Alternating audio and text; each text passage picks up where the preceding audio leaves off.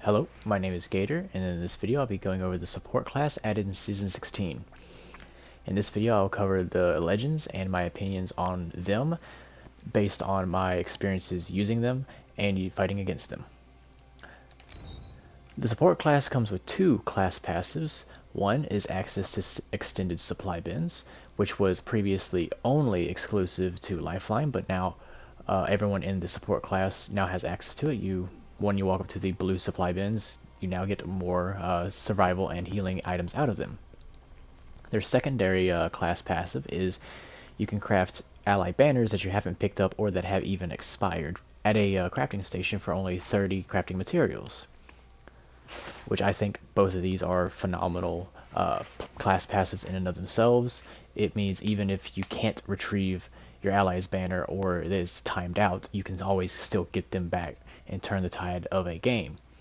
And I've always thought that uh, more characters should have access to the extended supply bins other than just Lifeline, and now that there's a class dedicated to just the support characters, any of those support characters can access those, which is very useful for many different types of builds if you need more supplies. More supplies is just always useful.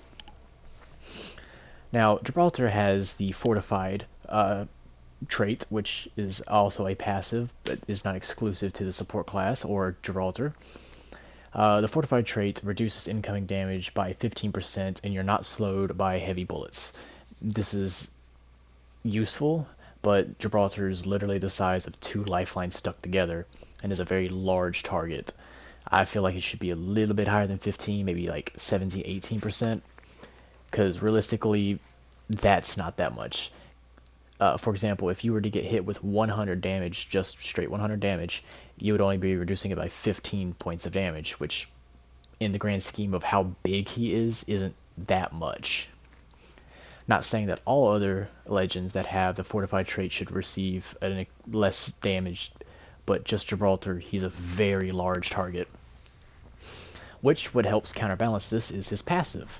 He has Gun Shield. He deploys a shield while aiming. You can undeploy it if you don't want to, but he deploys shield while aiming that has 50 health, and if it's broken after a short period of time, it will regenerate back to full health, and you can deploy it again. It covers only his head, or most of his head. If someone has high ground, they can still shoot you in the top of your head and his upper chest. But it does go a long way with how large Gibraltar is, how large of a target he is, and how slow he is when moving. I think his passive is a phenomenal passive, and it really helps because how large he is. His tactical ability, which is Dome of Protection, he throws out this dome that lasts for a few seconds, and it is indestructible. And it surrounds a complete area encasing it, and you can't shoot out of it, but they also cannot shoot into it. It's really good at avoiding other Gibraltar's ultimates, or even avoiding a Bandalor's ultimate, or really any area of attack, or even if you're being attacked from multiple angles, it can give you time to heal. While inside the bubble, however, Gibraltar can actually revive allies slightly faster with a unique revive animation, and that really does help. It used to give you a slight increase to like using health or shield batteries, but it no longer does that to my knowledge. I don't know why they took that away. I felt like that was a solid, but it is good to mention that it can be instantly destroyed by Crypto's EMP, but nothing else can actually break the shield. It's completely and utterly invulnerable until it times out and just fizzles away. His ultimate, which is by far just a way better version of Bangalor's ultimate, is called Defensive Bombardment. You call in a concentrated mortar strike on a position that you mark with your smoke. It's solid. Like it hits for 40 damage every explosion, and they explode in a radius, and it consistently will hit an area, cutting off either rotations or hitting behind cover that if you're on like the final ring. And it is just a good ultimate. It can't be used indoors, sadly. You can throw it indoors, it'll just hit the roof if you're in a building where you can't get out and they're just sitting on the roof. That is a good way to get them off the building. But it's just a way better version of Bangalore's ultimates. It's not nearly as large, but her ultimate just takes way too long to go off. But his is just a solid pick. Next up, we have Lifeline. Lifeline also, like the rest of the support characters, receive the same two support class passives, which are extended access to extended storage bins and the ability to craft allied banners. Her passive ability is she can deploy her DOC drone or her dock drone to revive teammates, leaving Lifeline free to defend. So she can place down her drone on a down teammate and then go off and continue fighting or healing while that teammate gets up on his own without you having to manually pick them back up, which is a phenomenal passive. Like it can change the tide of battle, because even if she goes down while you're getting up, you can actually still get up and survive even after she goes down or is even killed. So it can really catch people off guard if they don't see her do it. It can also give her the ability to, when someone is downed, put it on them and then rotate, drawing the fire away from that area while they actually get up and are able to get back into the fight. It is a phenomenal passive, and it can change a game completely, which is what a support character should do. A support character should be very supportive to her team. Her next tactical ability, which is her docked healing drone, she throws a drone of Compassion, which is DOC, which automatically heals those near it over time. It is great if you have time to heal, or if you're held down behind cover and just don't have that time to heal while in the middle of a fight, while peeking in and out of cover. It's solid. My only problem with it is if the enemies get too close, it'll just start healing them as well as healing you, which is, I get it. It's supposed to be like a drone of Compassion, it heals anybody, but that's just really, really shitty. Because if you're low on health to deploy it, and then they push you and it just starts healing them while you're shooting them, it works against you too much. I guess you can, yeah, use it more tactically and, use it more strategically, but in one instance for me personally, I was body blocking a door and there was a character on the other side who was using his shield. I needed to heal and he also needed to heal, so I was body blocking the door. I used Lifeline's tactical, which threw out a drone, and the drone began healing him through the crack in the door and healing me, which was not the intention whatsoever. I should have had the edge in that fight, but not only was he able to get his shields back, but he was also able to get healing out of my drone. And then before I could get my shields off, he broke down the door and proceeded to kill me. So I feel like maybe if it is going to heal other people, reduce its range, so it doesn't just, when you're in a point blank fight, begin healing them and you, like make them actually have to get in closer, or make there be a long delay before it starts healing them, not just almost immediately, because there is a slight delay when it heals anybody before it begins healing anybody. But that's, it really does suck in those close range fights when you're being pushed and you really need that healing now. Her ultimate, however, is by far one of the best and useful ultimates. She calls it a care package, which has guaranteed higher quality loot comparative to you and your team, and it can also have attachments for weapons for you and your team, specifically for whatever weapons you're holding before the package is called in. That can mean, stocks, barrels, magazines. It doesn't have any ammo, but it does have the attachments for weapons, guaranteeing a higher quality all the way up to gold or purple if there's not a gold alternative for that purple item, like lasers or scopes. It can also have the gold scopes if a weapon can have it, which is really good, and it's a good way to guarantee that your team will consistently have better gear without having to actually dedicate long periods of time to look for it if you don't have that kind of time. It's a great, phenomenal ultimate. The only problem is greedy teammates who will just snatch everything out of it before you, the person who called it in, actually, gets to even look at anything. That's really its only downside. Other than that, it's a phenomenal ultimate. Next, we have Lobo. One of the best for getting out of situations and getting into situations aggressively support characters, in my opinion. Her passive is Eye for Quality. Nearby epic and legendary loot can be seen through walls. The range is the same as her black market, but it doesn't tell you how far that is. It's roughly 100 meters. So you can see purple and gold items from 100 meters away, which is really good, especially when you're in, you're hot dropping. And you can actually see it from the ground at any level, above you, below you. You can even see it when skydiving in. Great. It is a great passive for getting a loot, good quality loot really quickly. Uh, just solid passive.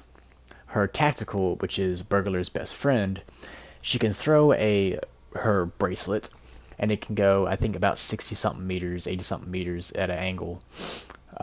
Best way to throw it is at 45-degree angle, and she throws it, and then when it gets there, you teleport to it. But while you're doing this, you're completely defenseless. You're just kind of sitting there looking at your hands.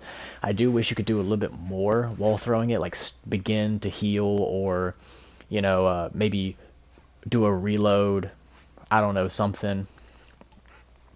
I just feel like there's a lot of wasted time when you're just sitting there playing with your hands, and it uses both hands when realistically she only throws it with her left. You can, however, on PlayStation hit R2 to make it drop immediately to the ground wherever it is in the arc that she throws it and teleport there, which is really good for getting into positions where you can't get an angle on a rooftop, but you can throw it over the roof. So you throw it, and then you can always see where it's going in its actual travel through walls. So you hit R2, it goes straight down, hits on a roof. You can get a really good angles. It's an absolutely solid movement ability, and while the actual teleport is happening, which is like a half a second teleport, you just zoop right there, a fraction of a second really, not even half a second, you're completely invulnerable while teleporting, but not while waiting for it, just only while in the teleport action, which makes it better than, in my opinion, better than a Pathfinder with his grappling hook, because while he's grappling, he can still be hit.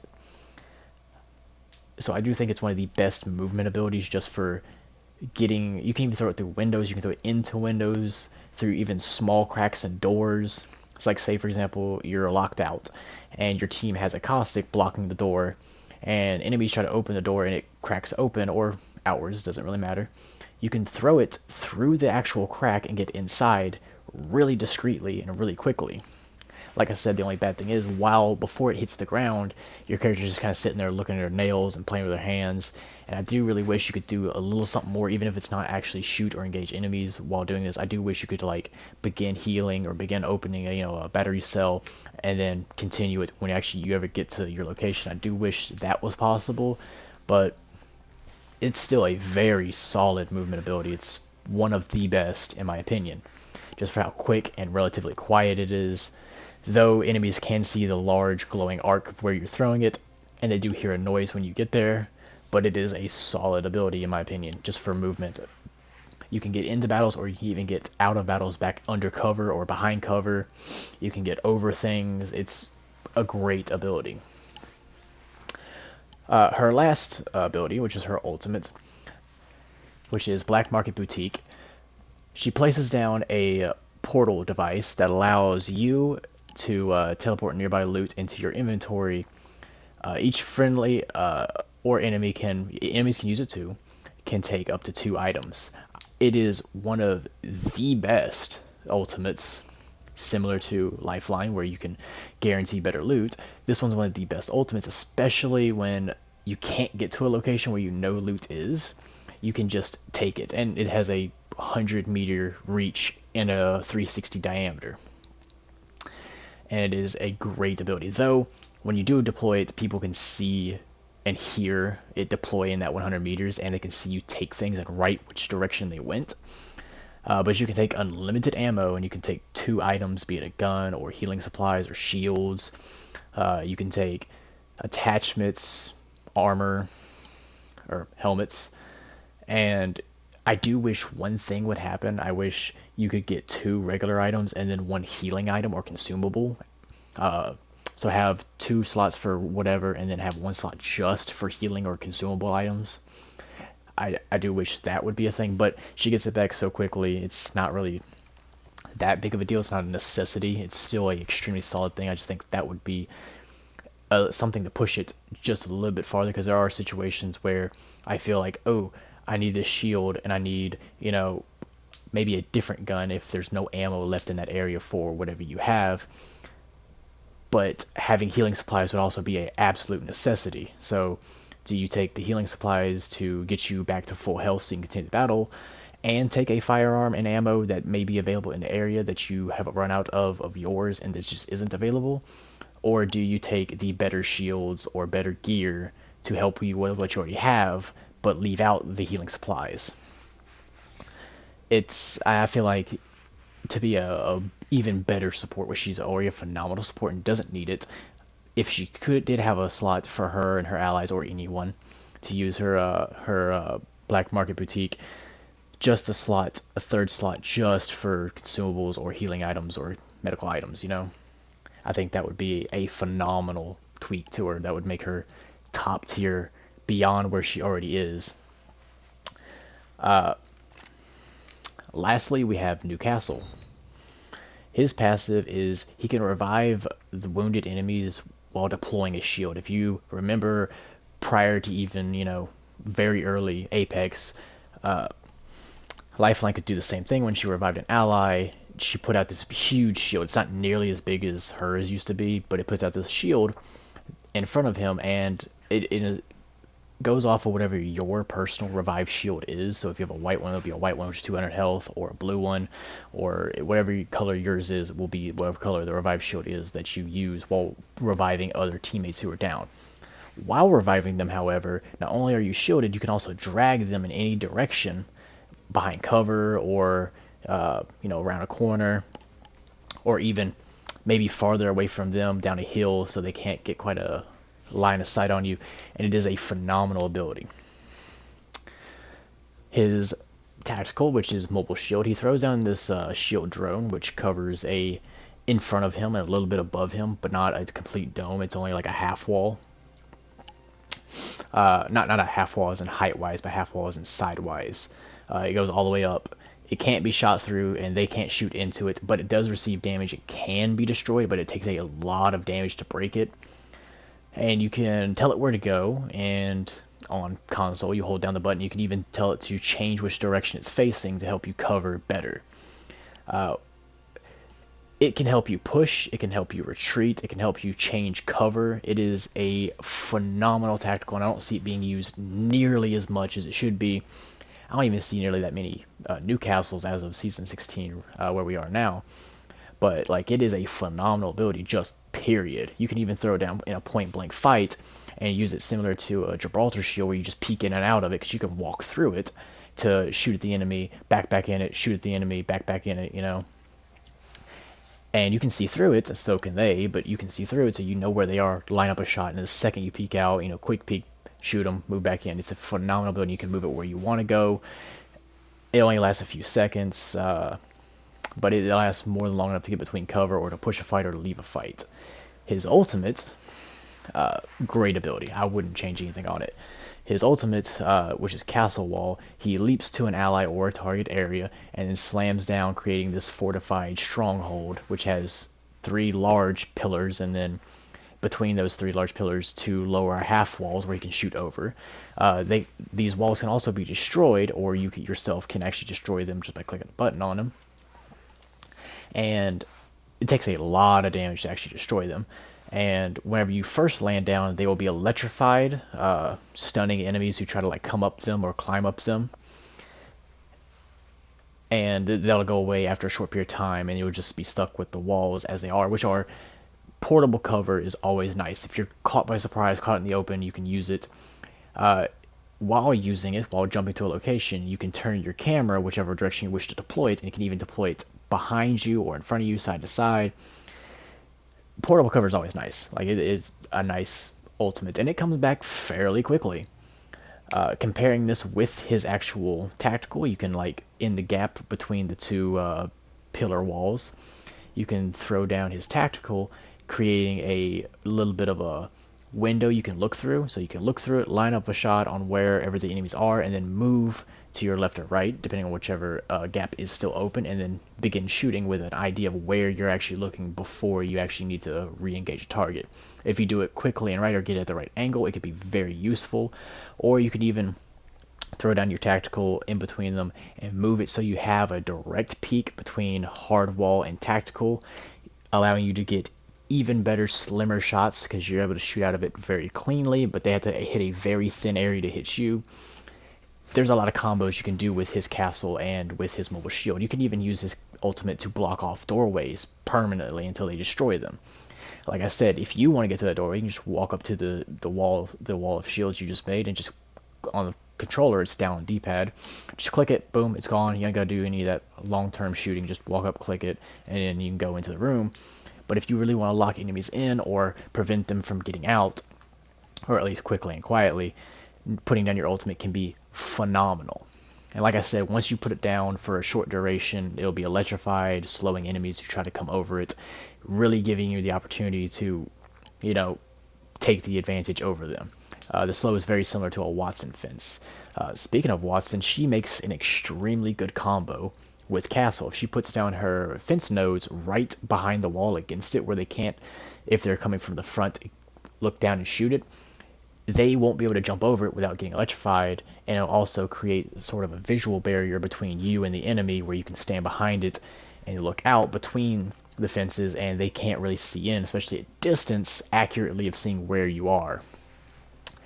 It's a phenomenal loadout that he has, and it's just really underutilized in combat, because his tactical meat, like I said, can be used to push a fight or to retreat from a fight, to just move from cover, to move to your allies. You can even use it to throw it down to create more barriers between enemies and you while reviving allies. It's just a phenomenal kit that he has. It's very defense based, but you can also use it aggressively if you want to, and it's phenomenal. It doesn't force you into any one play style. Just portable shields and portable, immediate ability to put down hard shields. And you can even use those his ultimate to get up. You can jump on top of things. So if you need to get immediate high ground and fortify it quickly without it itself having any hard cover or anything to hide behind, boom, immediate cover. And it is a phenomenal kit, and I rarely ever see a new castle, and when I do, they're not using their tactical to push or retreat. They're more or less using it to just sit in an area, and then just they leave it, and it's kind of disappointing. He has so much to play with potential-wise, and I don't really see them using him to his full potential. And finally, he's also gets the fortified passive. Incoming damage is reduced by 15%. You're not slowed by bullets.